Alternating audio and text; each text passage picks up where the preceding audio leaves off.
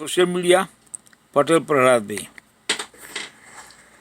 Supreme કોર્ટે ગુરુવારે એટલે કે 14મી ઓગસ્ટે ભારતના ચૂંટણી પંચને જોરદાર ઝટકો આપતા કહ્યું હતું કે બિહારમાં મતદાર યાદીનું જે રિવિઝન એટલે કે intensive revision, special intensive revision જે ચૂંટણી પંચ કરી રહ્યું છે, એ સ્પેશિયલ ઇન્ટેન્સિવ રિવિઝનના નામે જે 65 લાખ મતદાતાઓના નામ તમે મતદાતા યાદીમાંથી કમી કર્યા છે.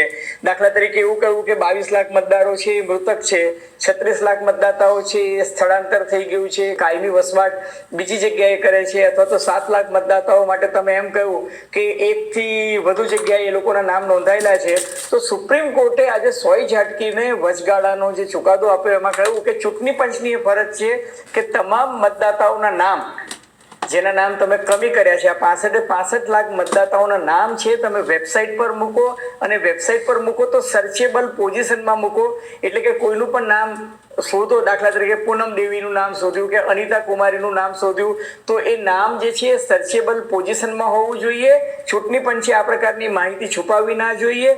દરેક વ્યક્તિને રાઇટ ટુ નો છે. રાઇટ ટુ નો એટલે પોતાના મતાધિકાર વિશે અને પોતાનો જાણવાનો અધિકાર છે. સુપ્રીમ કોર્ટે બહુ જ ભારપૂર્વક કહ્યું કે ચૂંટણી પંચે પારદર્શકતા દાખવવી જોઈએ. ચૂંટણી પંચ જે કોઈ પ્રક્રિયા કરી રહી છે, માની લો કે મતદાતા યાદીનું પુનઃનિરીક્ષણ કરી રહી છે અથવા તો પુનઃ સમીક્ષા કરી રહી છે, તો એ પ્રક્રિયા જે છે એ સામાન્ય મતદાતાનો વિશ્વાસ ચૂંટણી પંચ પરત્વે વધુ સુદૃઢ થાય એ રીતે કરવો જોઈએ કે જેથી ચૂંટણી પંચ અંગે વિશ્વાસની ઓછપ મતદાતામાં ના આવે. અને એટલું જ નહીં, સુપ્રીમ કોર્ટે આજે એક બીજો પણ અત્યંત મહત્વનો ચુકાદો આપતા, વચગાળાનો ચુકાદો છે, ફાઇનલ ચુકાદો તો 22મી ઓગસ્ટે આવવાનો છે, પરંતુ બીજી પણ મહત્વની વાત કરી કે જેનો ચૂંટણી પણ સતત ઇનકાર કરતું હતું. એમણે કહ્યું કે આધાર કાર્ડ અને એપિક એટલે કે electoral photo identity card EPIC એટલે કે ચૂંટણીનું જે ઓળખપત્ર જે છે એને પણ તમે જે 11 દસ્તાવેજો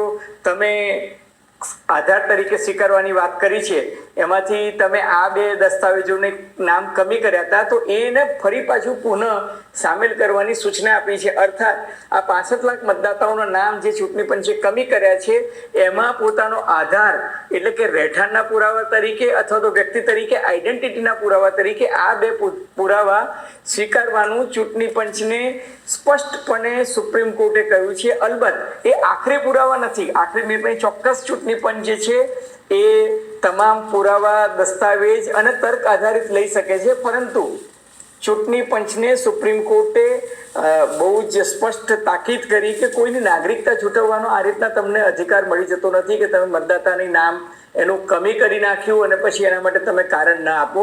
ટૂંકમાં ચૂંટણી પંચ સામે જે આક્ષેપો થયા હતા અથવા તો જે ઇસ્યુઝ તમામ પિટિશનરે ઉઠાવ્યા હતા, એમાં એવું કહેવામાં આવ્યું હતું કે ચૂંટણી પંચને નાગરિકતા નક્કી કરવાનો અધિકાર નથી.